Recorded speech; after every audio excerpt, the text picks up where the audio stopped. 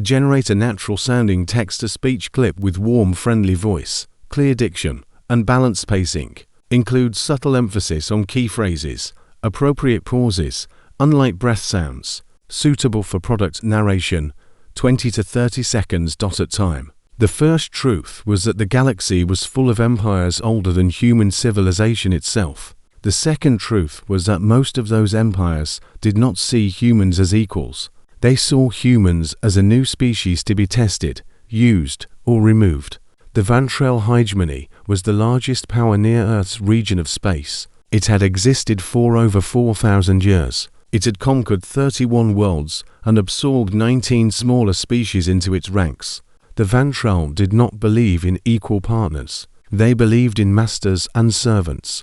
To them, a young species like humanity was simply a servant that had not yet learned its place.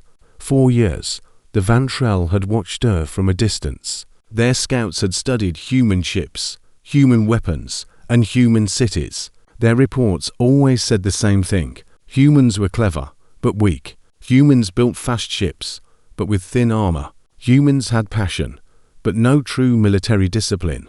The Vantrell High Command grew confident that humanity could be conquered in a single campaign. Overlord Kodok Fren was given command of that campaign. He was a decorated commander, with 3 centuries of victories behind him.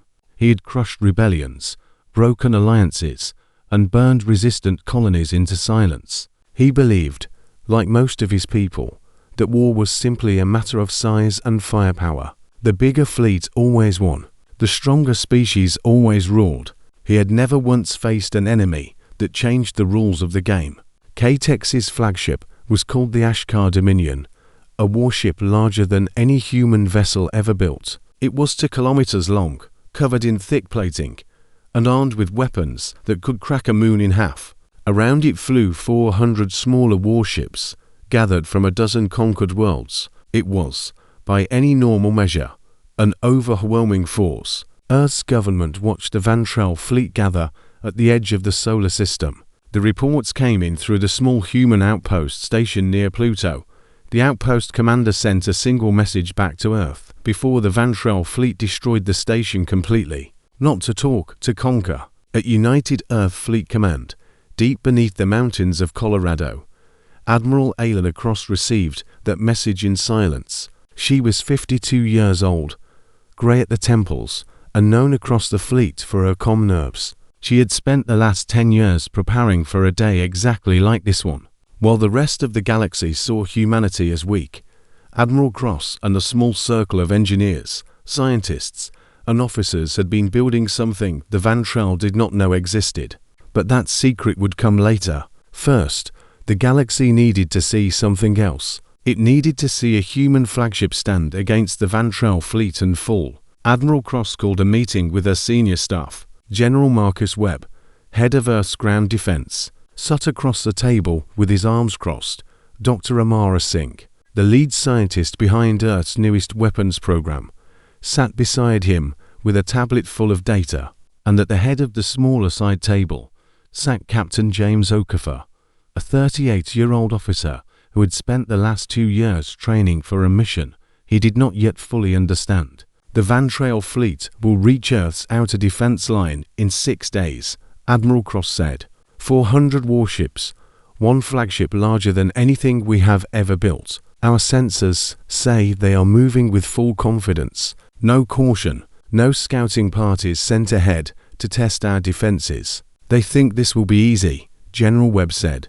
They think this will be easy, Cross repeated, because every report they have gathered on us tells them it will be easy, and that is exactly what we want them to believe. She turned to Captain Okafor. James, the Valiant is ready. Okafor nodded slowly. The USS Valiant was Earth's newest flagship, a ship that had been shown publicly for the last year, filmed by news networks, displayed with pride during Earth's Unity Day celebrations. It was fast, well armed by human standards, and impressive to look at. It was also, compared to the Ashkar Dominion, hopelessly outmatched. She's ready, Okafor said. The crew is trained hard. They know this will be a difficult fight. What the crew did not know And what only a handful of people in the entire solar system knew was that the Valiant was never meant to win. Admiral Cross stood and walked to the star map projected above the table. She pointed to Earth, then to a spot just behind the planet, hidden in the shadow cast by Earth itself as sunlight fell across it. 10 years ago, she said, after the first contact, we understood something the other species around us had already learned the hard way. If you show your true strength, your enemies prepare for it. If you show weakness, your enemies grow careless.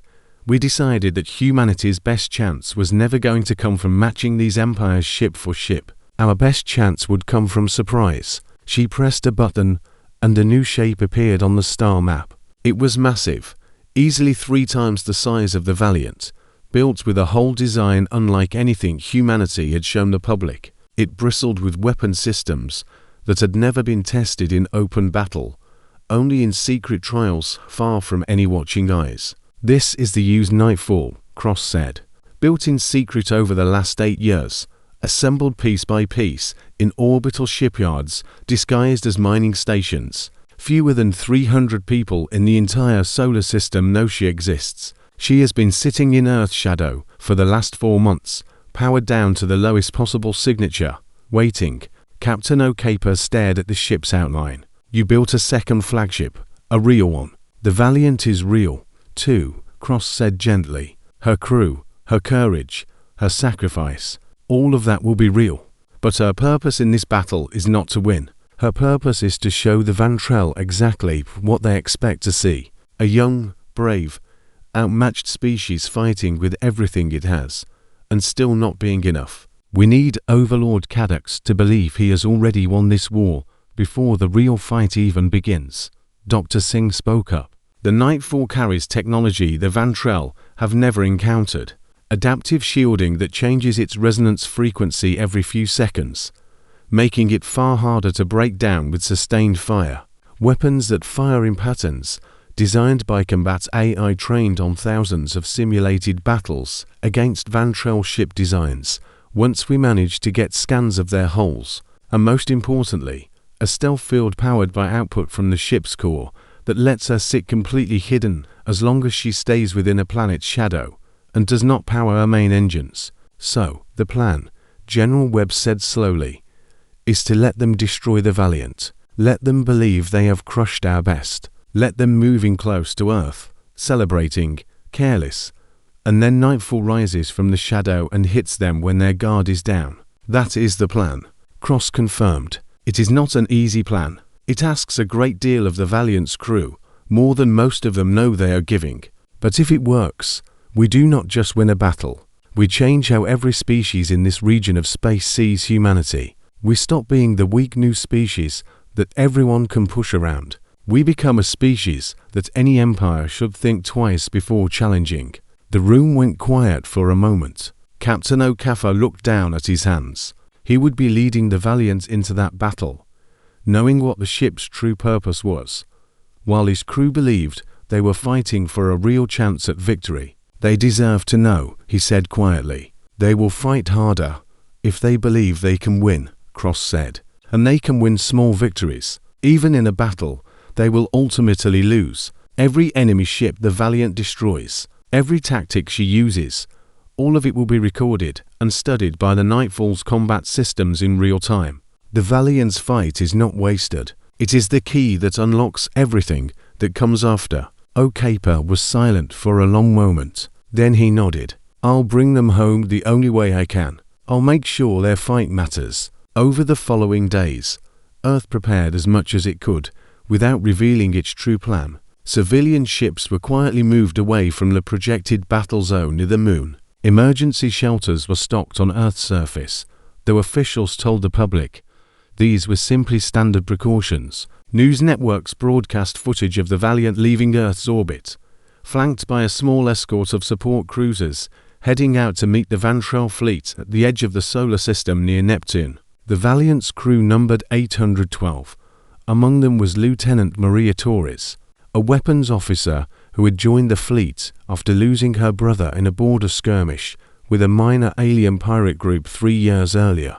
There was Anson David Park, fresh out of the academy, assigned to the bridge as a systems technician, nervous but proud to be serving on Earth's flagship. There was Chief Engineer HFY, a stern but fair officer who had personally overseen half the Valiant's construction and treated the ship like a living thing he needed to protect. None of them knew the full truth. They knew only that they were flying toward the largest alien fleet humanity had ever faced, and that Earth's survival depended on how well they fought. 6 days passed in tense preparation. On the 7th day, sensors confirmed the Vantrell fleet had crossed into the outer edge of the solar system, moving steadily toward Earth with the Ashkar Dominion at its center, like a great predator leading its pack, pressing down on her chest. She had known this moment was coming. She had planned for it 4 years. Moment was coming. She had planned for it 4 years. Aboard the Ashkar Dominion, Overlord Kodok stood on his massive bridge, watching the small human fleet approach on his tactical display. He found it almost amusing. One ship flanked by a handful of smaller vessels, moving to intercept a fleet 400 strong. They actually mean to fight us, said his second-in-command, a Vantrell officer named Threxvu. With one ship, young species always believe their courage can replace their weakness, Kodok said. It is a foolish trait, but it does make them predictable. Signal the fleet. We will let their little flagship come to us. Let them see the size of what they are facing before we destroy it. Fear is a useful weapon, too. The two fleets closed the distance across the dark void beyond Neptune's orbit.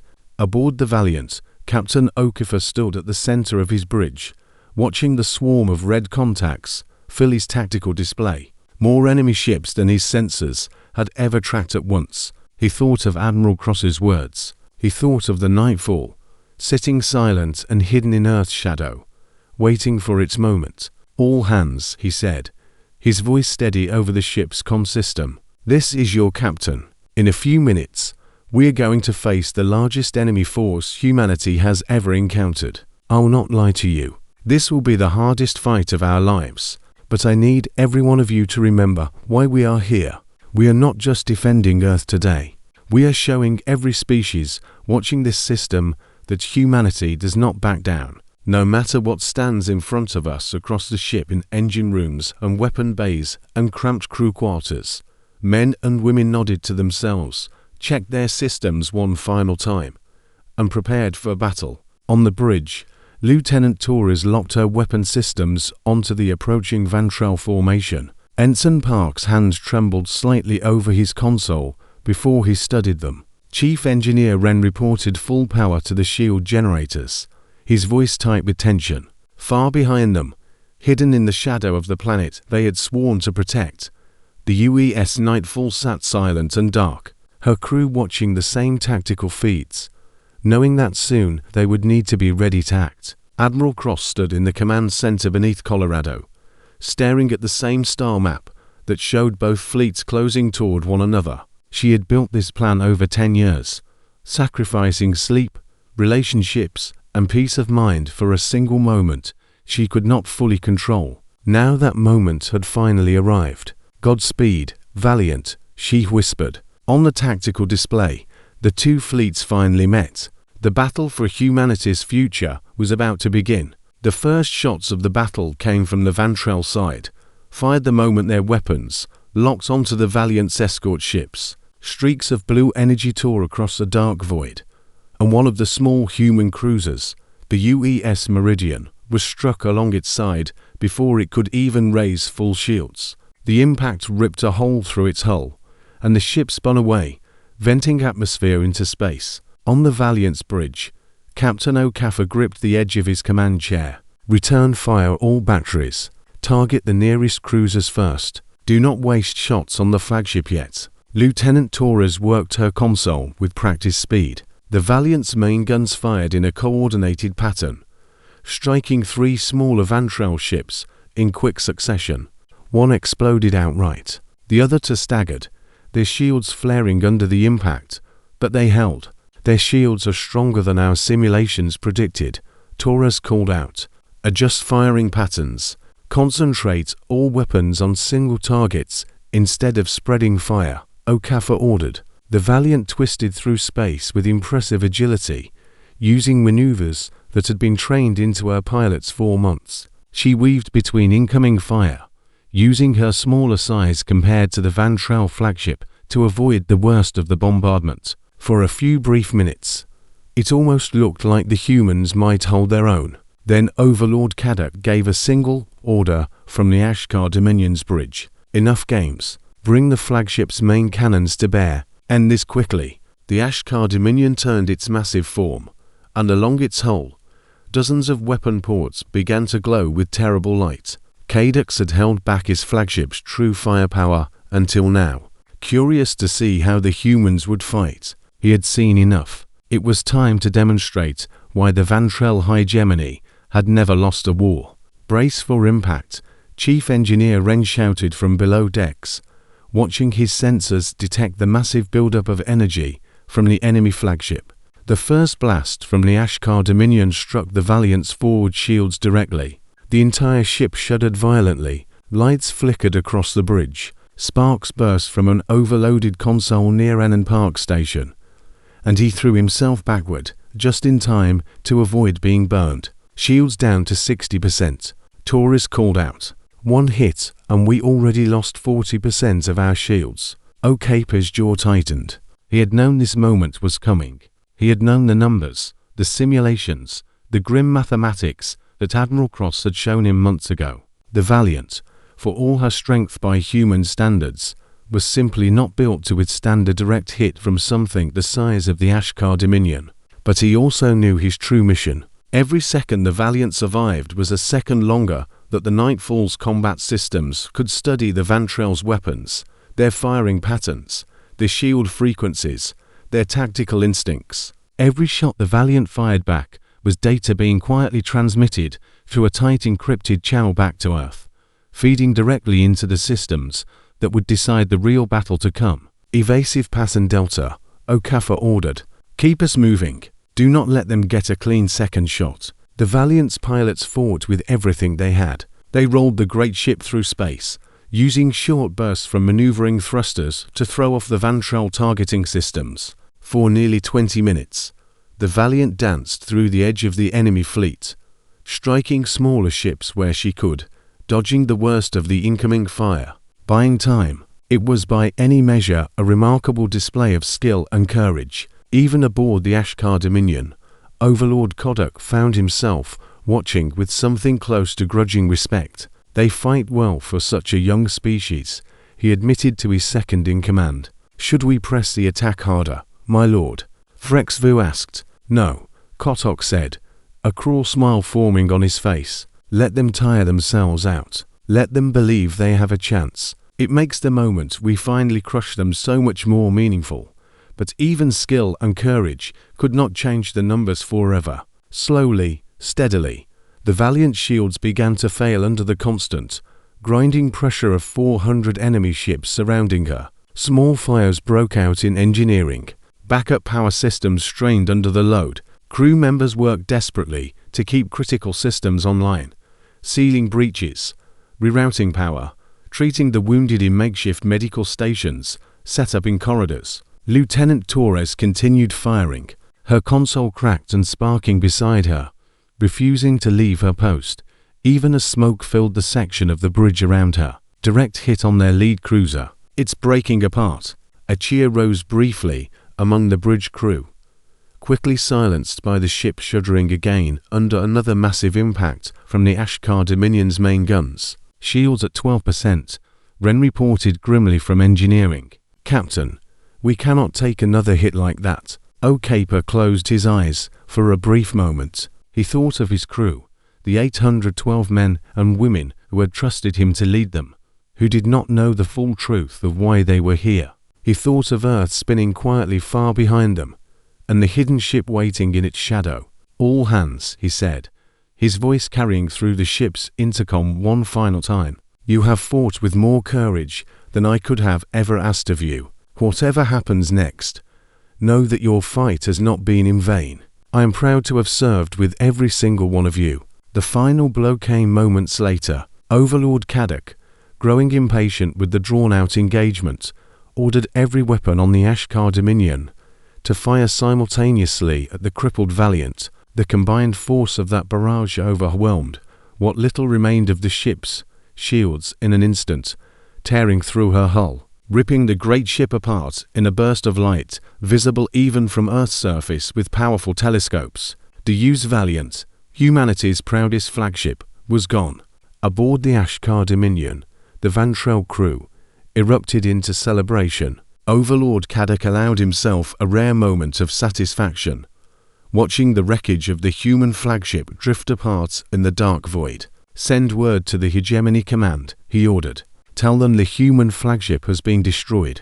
Their so-called best warship has did less than an hour against us. This species will fall quickly, and the rest of the fleet, my lord," Threx Vu asked. "Shall we press on toward Earth immediately?" Caddox considered this for a moment, then nodded slowly. "Yes, let the fleet advance toward their home world. If this was truly their best, then Earth itself should fall with little resistance. We will take our time. Let them see us coming. Let their fear grow before we arrive. There is no need to rush against an enemy this week." It was, though Caddock did not know it, the single greatest mistake of his 400-year military career. Deep beneath Colorado, Admiral Cross watched the destruction of the Valiant on her command sense main display, her face carefully controlled, despite the weight pressing down on her chest. She had known this moment was coming. She had planned for it 4 years. Moment was coming. She had planned for it 4 years. That knowledge did nothing to soften the pain of watching 812 of her people she had personally approved for that mission, disappear from her sensors in a single burst of light. "Confirmed data transmission status," she said quietly. A young officer at a nearby station checked his readouts. "Confirmed, Admiral. The Nightfall's combat AI received full telemetry from the Valiant throughout the engagement. Weapon patterns, shield frequencies, targeting behaviors, all of it has been processed and integrated into the Nightfall's tactical systems. And the enemy fleet's current course moving directly toward Earth, Admiral. Their formation has grown loose and disorganized. Sensor analysis suggests low alert status across most of their ships. They believe the fight is already won." Admiral Cross allowed herself a single quiet breath. The sacrifice had not been wasted. The Valiant's crew in their final hour had given humanity exactly what it needed, a complete picture of the enemy's capabilities, and an enemy fleet now moving forward with careless, arrogant confidence, expecting no further resistance. "Signal the Nightfall," Cross said. "Prepare to receive final tactical package. Captain Chen is to review all combat data before the fleet arrives within engagement range." Aboard the UES Nightfall, hidden in the deep shadow cast by Earth as it turned slowly against the distant sun, Captain Sarah Chen stood at the center of a bridge that looked nothing like the Valiant's. Where the Valiant's bridge had been built for a crew of dozens working together by hand, the Nightfall's bridge was quiet, sleek, filled with fewer than 15 officers overseeing systems that were largely run by an advanced combat AI the crew had nicknamed Athena. Chen had watched the entire battle unfold on her own tactical display, feeling every impact the Valiant took if it were her own ship being struck. She had trained alongside some of the Valiant's officers during the early years of the program, before the two crews were separated and given entirely different missions. She had known Captain Okafor personally. She had eaten dinner in his quarters more than once, listening to him talk about his daughter back on Earth, a 12-year-old girl who loved building small model ships out of scrap metal. "Captain," said her tactical officer, a sharp young man, Lieutenant Priya Anand, "Athena has completed full analysis of the enemy fleet combat data. She estimates a 91% probability of successful engagement if we strike, while the Vantrell remain in their current low alert formation." Chen nodded slowly, her eyes fixed on the tactical display showing the massive Vantrell fleet, still 400 ships strong, despite the losses inflicted by the Valiant, moving steadily closer to Earth's orbit. "They think the war is already over," she said quietly. "They think they just crushed our best. They have no idea what is waiting for them," Anand replied. Chen took a slow breath, thinking of Okafor, of the 812 souls lost aboard the Valiant, of the sacrifice that had made this moment possible. "Bring the ship to full combat readiness," she ordered. "Power up the primary reactor. Prepare to drop stealth field on my command. We honor their sacrifice by making sure it was not wasted. When that fleet enters range, we are going to show the Vantrell hegemony exactly what it means to underestimate humanity." Across the bridge, officers moved with quiet, focused determination, bringing the great hidden warship to life after months of silent waiting. Deep within the ship's core, powerful engines that had never been tested in real combat began to hum with restrained energy, ready to be unleashed the moment their captain gave the final order. Far above, the Vantrell fleet continued its slow, confident advance toward Earth, completely unaware that the true battle for humanity's future had not yet even begun. 3 days passed after the destruction of the Valiant. Across Earth, the news spread quickly, and the world watched in growing fear as footage of the battle played across every screen. Governments issued careful statements. Military channels stayed quiet about the details, but the public understood the basic truth. Humanity's flagship had been destroyed, and a massive alien fleet was now moving toward Earth itself. What the public did not know was that Earth's government was not panicking. Behind closed doors, Admiral Cross and her small circle of trusted officers were calm, focused, and precise. Every part of their long, careful plan was unfolding exactly as they had hoped, even if it came at a terrible cost. The Vantrell fleet advanced at a slow, deliberate pace, taking nearly 3 days to cross the distance from Neptune's orbit to the edge of Earth's own orbital defenses. Overlord Kadok saw no reason to hurry. He wanted the people of Earth to see his fleet coming. He wanted fear to spread through the population before a single shot was fired at the planet itself. Fear, in his long experience, made conquered populations easier to control. Aboard the Ashkar Dominion, Kadok reviewed reports from his scouts. Earth's remaining military forces appeared minimal. A scattering of smaller defense ships in low orbit, a handful of ground-based weapon platforms, nothing that could meaningfully oppose his fleet. His analysts had studied every scrap of data available on human military capability, and their conclusion was clear. The destruction of the Valiant had removed humanity's only real chance at resistance. "They have nothing left to stop us," Threxvu reported during a command briefing. "Orbital defenses are outdated by our standards. Ground forces are irrelevant against fleet weapons. This will be a formality, my lord." "Good," Kadok said. "Prepare the fleet for final approach. We will take orbit around their home world within the day.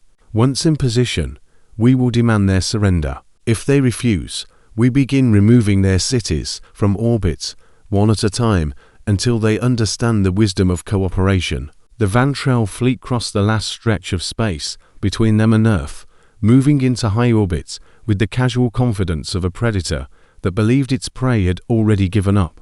What Katex's scouts had failed to detect, despite their most advanced sensors, was the massive human warship sitting perfectly still within the deep shadow cast by Earth as it turned against the sun. The Nightfall stealth field, powered by technology, developed over nearly a decade of secret research, bent and scattered nearly every form of detection the Vantrell possessed. To their sensors, the area behind Earth showed nothing but empty space and the planet's natural shadow.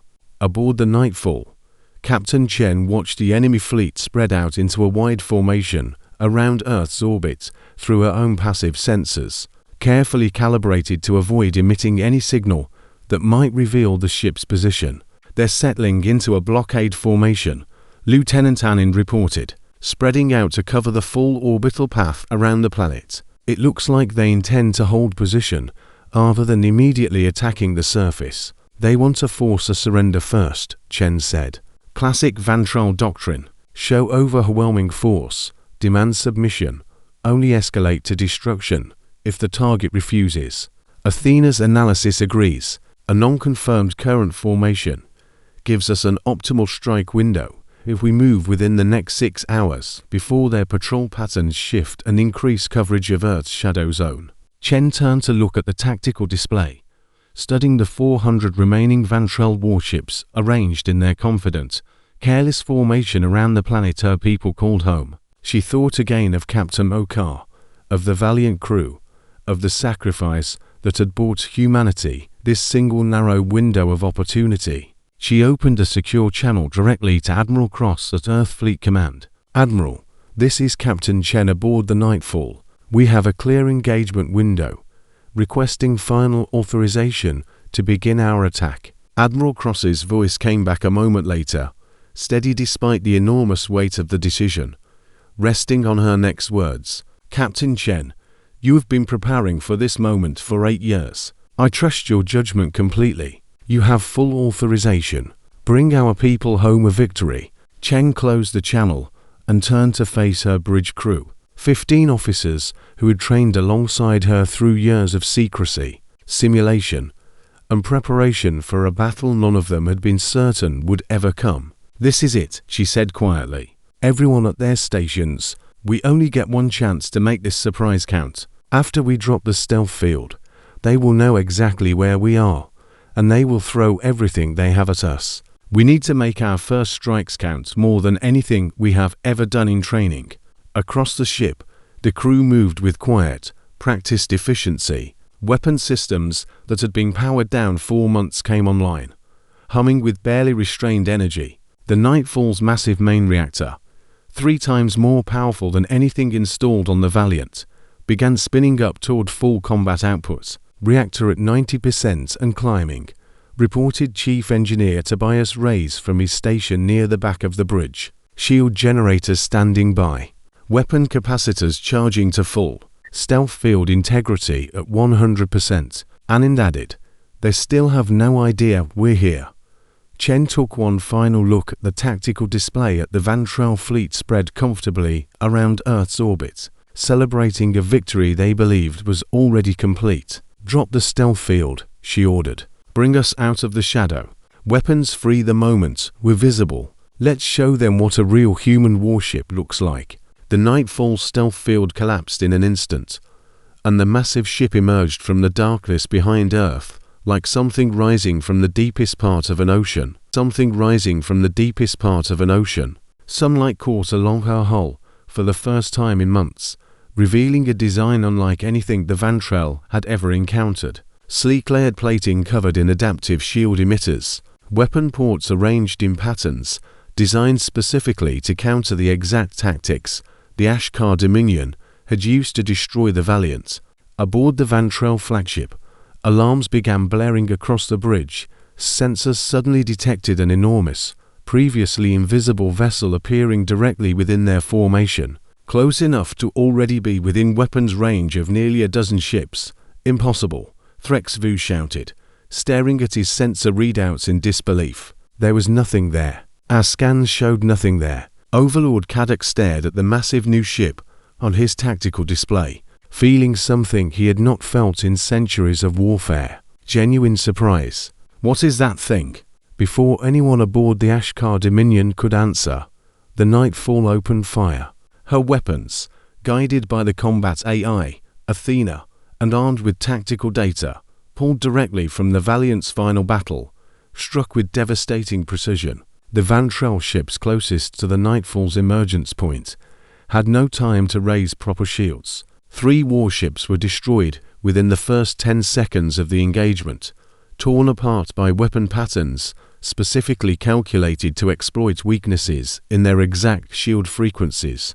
"All ships, break formation. Target the new enemy vessel immediately," Kadok roared, finally shaking off his shock and reverting to pure military instinct. The Vantrell fleet scrambled to respond, ships turning and repositioning in a chaotic scramble that stood in stark contrast to the disciplined, confident formation they had held only moments earlier.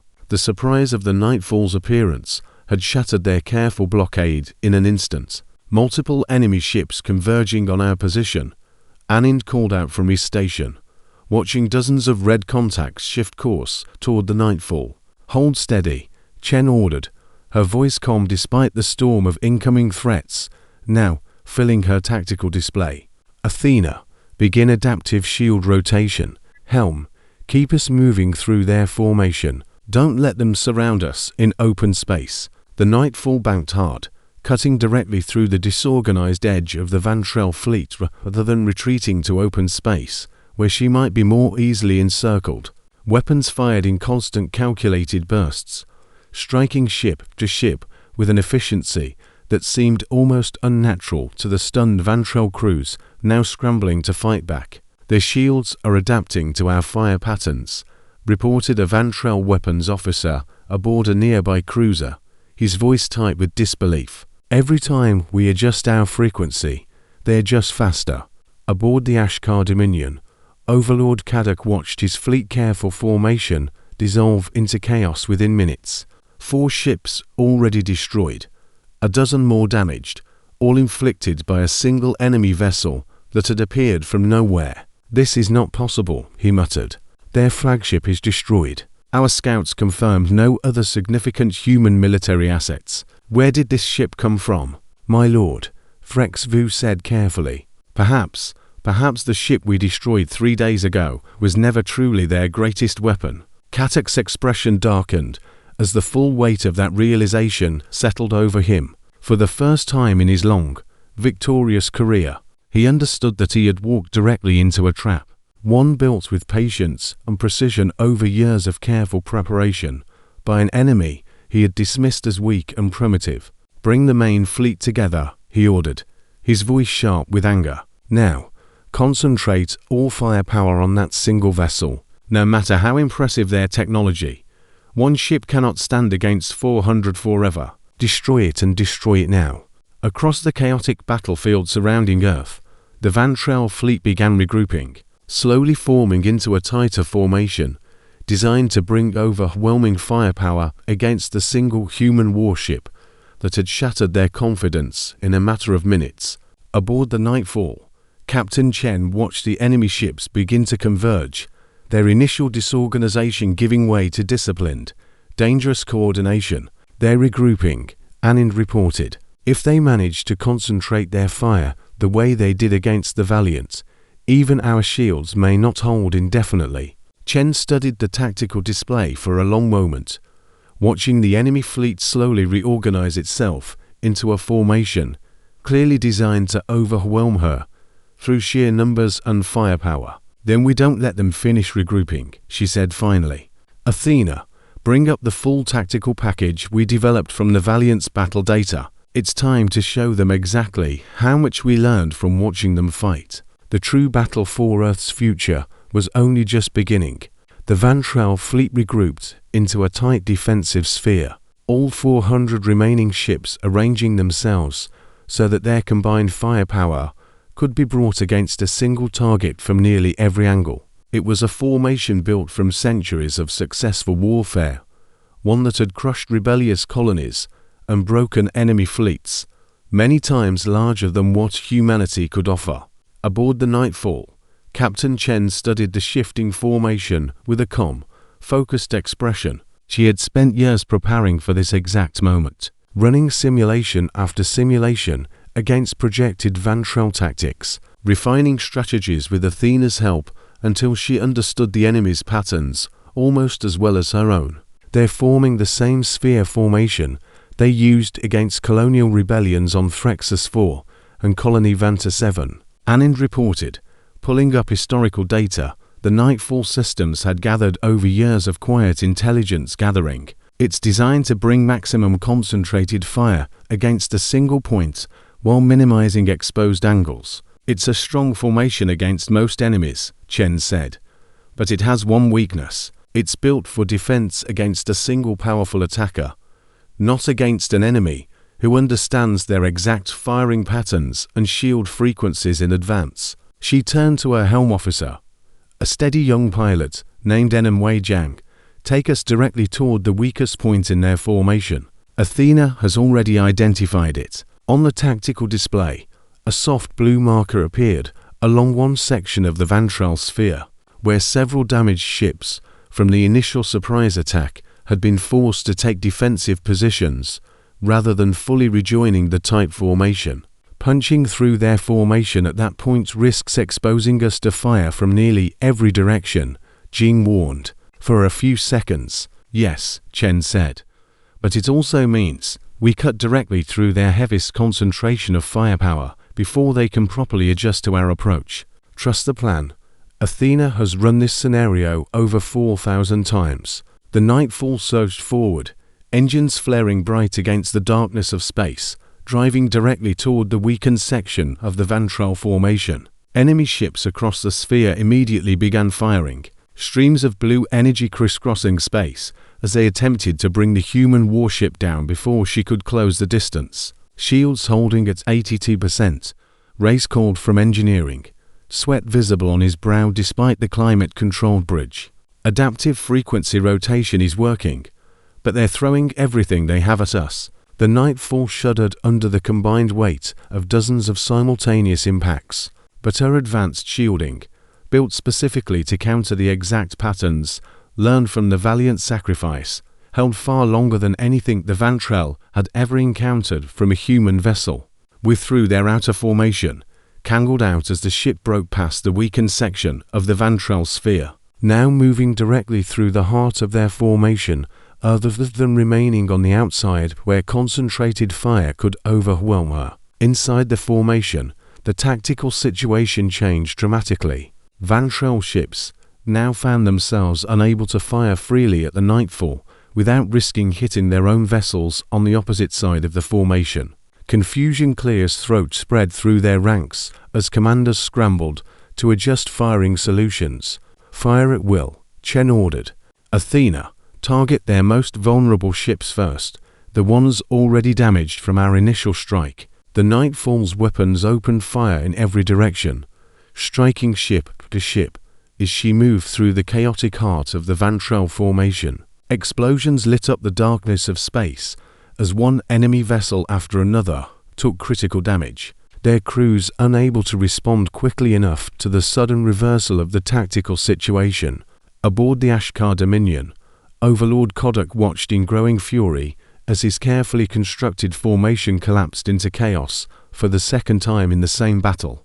How is a single ship causing this much damage to our entire fleet? He demanded.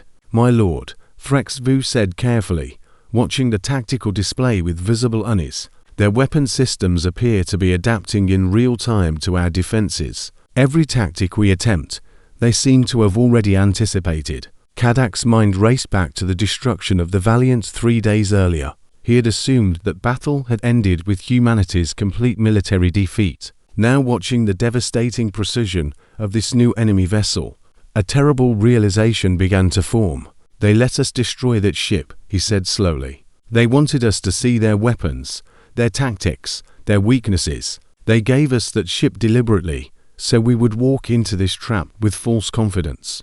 The thought filled him with a cold fury, unlike anything he had felt in centuries. No enemy had ever manipulated him so completely. No enemy had ever turned his own victory into the foundation of his greatest defeat. Enough, he snarled. Bring the Ashkar Dominion directly into the fight. I will destroy that ship myself. The massive Vantral flagship broke from its position at the center of the fleet, turning it to kilometers length toward the Nightfall. Weapon ports along its hull beginning to glow with the same terrible energy that had ended the Valiant days earlier. Aboard the Nightfall, sensors immediately detected the flagship's approach. Captain, the Ashkar Dominion is moving to engage us directly, Anand reported, an edge of tension in his voice. Athena estimates their main weapon array could match or exceed our current shield capacity if they land a direct hit. Chen felt her pulse quicken, but her voice remained steady. Options. We could retreat back toward Earth's shadow and attempt to re-establish stealth. Anand suggested it would preserve the ship, but it would also let the remaining Vantral fleet regroup and continue their advance on Earth. Chen shook her head slowly. We didn't come this far to run. Captain Okifer and his crew didn't give us this chance, so we could hide again. Athena, pull up everything we learned about the Ashkar Dominion's weapon systems from the Valiant's final battle data. The combat AI processed the request in an instant, displaying detailed analysis of the exact firing sequence, charge time, and energy signature the Vantral flagship had used to destroy the Valiant 3 days earlier. Their main weapon array requires nearly 8 seconds of full charge before firing, Anand reported, studying the data. During that charge sequence, the shields dropped significantly to redirect power to the weapon system. Chen's eyes narrowed with sudden understanding. That's our opening. Zhang, bring us in close, faster than they expect. We need to be within striking range the moment their weapons finish charging, not after. The Nightfall surged forward again, cutting through the remaining chaos of the battlefield, directly toward the approaching Ashkar Dominion. The massive Vantrell flagship began its weapon charge sequence, exactly as the data had predicted. Energy building steadily along its hull, it prepared to unleash the same devastating attack that had ended humanity's first flagship. Their weapons are at 70% charge, Reyes called out, monitoring the enemy's energy readings closely. Hold position, Chen said, watching the countdown carefully. Wait for it. 85%. The Nightfall closed the final distance, weapons already locked onto the flagship's hull, waiting for the precise moment when the Vantrell's own weapon systems would leave them most vulnerable. 98%, they're about to fire. Now, Chen shouted. All weapons target their primary reactor core. Coordinates transmitted by Athena. Fire.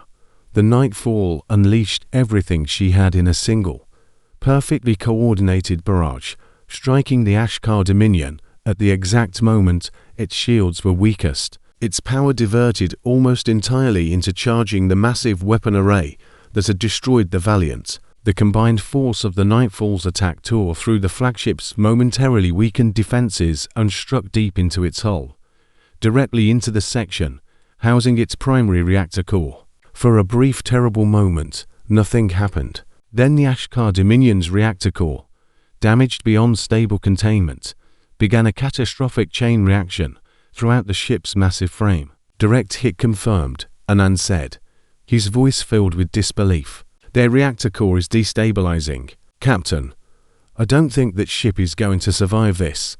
Aboard the Ashkar Dominion, alarms blared through every corridor as the crew realized what was happening.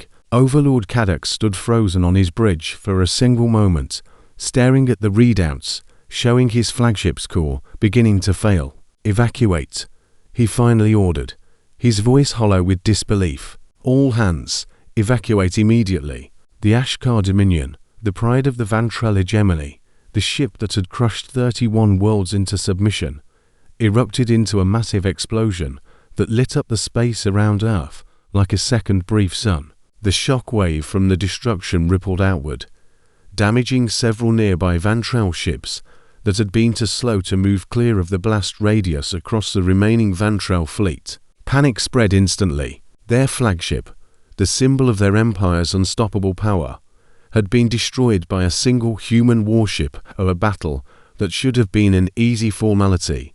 All remaining ships, this is acting Fleet Commander Threxvu, came a desperate transmission across the Vantrell battle network. Kadox's second in command, having barely escaped the flagship's destruction aboard an emergency shuttle. Regroup immediately. We must reassess the transmission cut-off as the Nightfall struck another cluster of Vantrell ships, continuing her relentless assault through the disorganized remains of the once mighty fleet. On the bridge of the Nightfall, Captain Chen watched the chaos unfolding across her tactical display. The Vantrell fleet confidence completely shattered in the span of less than an hour. Captain, Anand said quietly, remaining enemy ships are breaking formation. Many appear to be attempting to retreat from the system entirely. Chen allowed herself a small tired breath, thinking once more of Okafor, of the Valiant's crew, of everything that had been sacrificed to reach this single moment. Let them see us, she said. Let them carry the story back to whatever remains of their command structure. Humanity is not the weak, primitive species they believed us to be, and we will remember exactly who came to our home world with the intention of conquering it. Across the battlefield, the remaining Vantrell ships scattered, fleeing in every direction, their once proud fleet reduced to a chaotic, broken retreat. Earth's first true war against an alien empire was drawing to its close, and for the first time in human history, the galaxy would learn to fear the name of humanity. In the hours following the destruction of the Ashkar Dominion, the remaining Vantrell fleet scattered across the outer edges of the solar system, their formation completely broken, their command structure thrown into chaos. Of the 400 warships that had arrived with such confidence only days earlier, barely 230 remained combat capable. The rest had been destroyed, disabled, or damaged beyond immediate repair during the brief but devastating battle around Earth aboard the Nightfall. Captain Chen watched the retreating enemy ships on her tactical display, her crew exhausted but alert, still ready for any final desperate counterattack that might come. Captain Annin reported, "Long-range sensors show the surviving Vantrell ships regrouping near the edge of the system. It looks like they're preparing to withdraw completely rather than attempt another engagement." Chen nodded slowly, feeling the weight of exhaustion settle over her, that the immediate danger had passed. "Let them go. Our priority now is securing Earth's orbit and beginning search and rescue for any survivors, both human and Vantrell." "Vantrell survivors?" Captain Zhang asked, surprised. "We are not the Vantrell hegemony," Chen said firmly. "We do not leave helpless enemies to die in the vacuum of space simply because we can.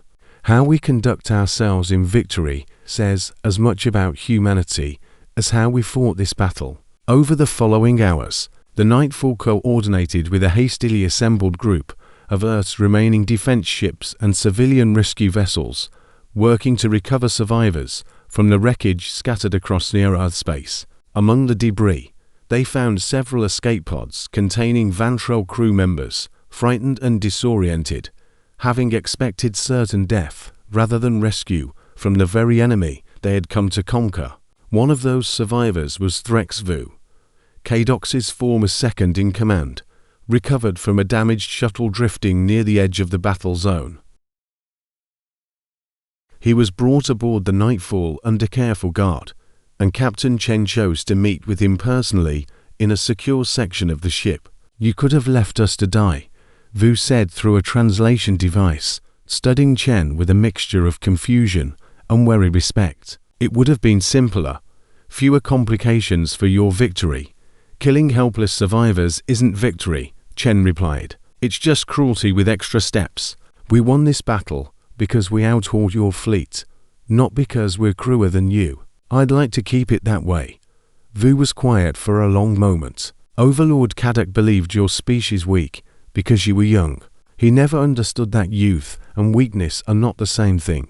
I do not think the hegemony will make that mistake again." "Good," Chen said simply. "Then perhaps this doesn't need to happen a second time." Word of the battle spread quickly, not just across Earth, but across the wider galactic community that had been quietly watching humanity's situation from a cautious distance. Several neighboring species, some of whom had maintained careful, distant contact with Earth over the years without fully committing to open alliance, suddenly found themselves reconsidering their assessment of humanity's military capability. Within Earth's government, the aftermath of the battle brought both celebration and deep mourning. Memorial services were held for the 812 crew members of the Valiant, their names read aloud during a ceremony broadcast across the entire planet. Admiral Cross stood before a massive crowd gathered near the fleet's primary shipyard, her voice steady, despite the emotion clearly visible on her face. Captain James Okafor and his crew aboard the Valiant did not know the full truth of their mission when they flew into that battle. She said they believed they were fighting for a chance at victory, and in the truest sense, they were right. Their courage, their sacrifice gave us everything we needed to protect this world. We do not forget that sacrifice. We do not take it lightly. Every person standing here today, every person watching this broadcast owes their continued freedom to those 812 souls. In the crowd, Okafor's daughter, now living with her grandmother following her father's death, held a small model ship she had built herself, a rough imitation of the Valiant, made from scrap pieces of metal, exactly as her father had once described to Captain Chen during quiet dinners years before the battle. Captain Chen, granted leave to attend the ceremony in person, found the young girl after the formal proceedings ended, and knelt down beside her. "Your father was one of the bravest people I ever knew," Chen said gently. "He didn't just protect Earth, He helped make sure people like you get to grow up safe in a world that isn't afraid of what's out there in the stars." The girl looked up at her, eyes still red from crying, and nodded slowly. "He said the stars were beautiful, even if they were scary sometimes. He was right about that, too," Chen said softly. In the months following the battle, humanity's standing within the broader galactic community shifted dramatically. Reports of the engagement spread through diplomatic and trade networks across dozens of systems, carried both by neutral observers and by the scattered remnants of the Vantrell fleet themselves. The story of a young, seemingly weak species that had lured a hegemony invasion fleet into a devastating trap, destroying their flagship and shattering their confidence in a single decisive engagement, became a cautionary tale whispered among smaller species who had long lived in fear of the Vantrell's expansion. Several species that had previously avoided contact with Earth entirely began cautiously reaching out, seeking trade agreements, diplomatic exchanges, and in a few notable cases, formal alliance discussions. Humanity, once dismissed as an insignificant newcomer to galactic affairs, found itself suddenly being taken seriously by powers that had never previously bothered to consider Earth worth their attention. The Vantrell hegemony itself, humiliated by the unexpected defeat and the loss of one of its most celebrated commanders, entered a period of internal turmoil. Overlord Kotok, who had barely survived the destruction of his flagship by escaping aboard a command shuttle moments before the reactor breach, returned to hegemony territory in disgrace. His centuries of accumulated victories could not erase the memory of the single greatest defeat in recent Vantrell military history. Engineered entirely by a species his people had once considered beneath serious consideration, 6 months after the battle, Admiral Cross called a meeting aboard the Nightfall, now openly serving as the flagship of Earth's growing defense fleet. No longer needing to hide within Earth's shadow, Captain Chen stood on the same bridge where she had once waited in tense silence for the order to reveal her ship's existence, now overseeing preparations for an entirely new phase of humanity's presence among the stars. The engineering teams have already begun work on 2 additional ships based on the Nightfall's design. Admiral Cross reported during the meeting, "We're calling the class the Shadow Line in honor of where the first ship of her kind was born. Earth will not be caught unprepared again, and we will not need to rely on the same painful sacrifice we made with the Valiant to protect ourselves in the future." "What about the wider galaxy?" Chen asked. "Are we still planning to keep our full capabilities quiet?" Cross allowed herself a small, thoughtful smile. "Some secrets are worth keeping a little longer. Let the rest of the galaxy wonder exactly how strong we've truly become. Confidence built on uncertainty about your capabilities can be just as valuable as confidence built on raw strength alone. We learned that lesson well from watching Overlord Caddox make the very same mistake against us." Chen nodded slowly, looking out through the bridge's main viewport at the distant curve of Earth. Peaceful and quiet against the darkness of space, protected now by a fleet the galaxy had learned not to underestimate. She thought of Okafa, of the Valiant's crew, of everything sacrificed to reach this moment. Their courage had not simply saved Earth from a single invasion. It had changed how an entire galaxy would come to understand humanity's place among the stars, not as a weak, primitive species waiting to be conquered, but as a young power capable of patience, sacrifice, and brilliant strategy when the moment truly demanded it. The Vantrell hegemony would eventually recover from their defeat, and other threats would certainly emerge in the years to come, drawn by curiosity, ambition, or the simple desire to test humanity's growing reputation. But Earth would face those future challenges from a position it had never held before, not as prey waiting to be found, but as a power capable of turning its own apparent weakness into its greatest, most devastating strength. As the Nightfall continued its slow, steady patrol above Earth, Captain Chen allowed herself one final quiet thought before returning her full attention to the duties still ahead. The galaxy had come looking for an easy conquest. Instead, it had found the true beginning of humanity's story among the stars, one written not just in victory, but in the sacrifice and courage of those who had made that victory possible. Earth was no longer alone in the dark. It was simply no longer afraid of it either.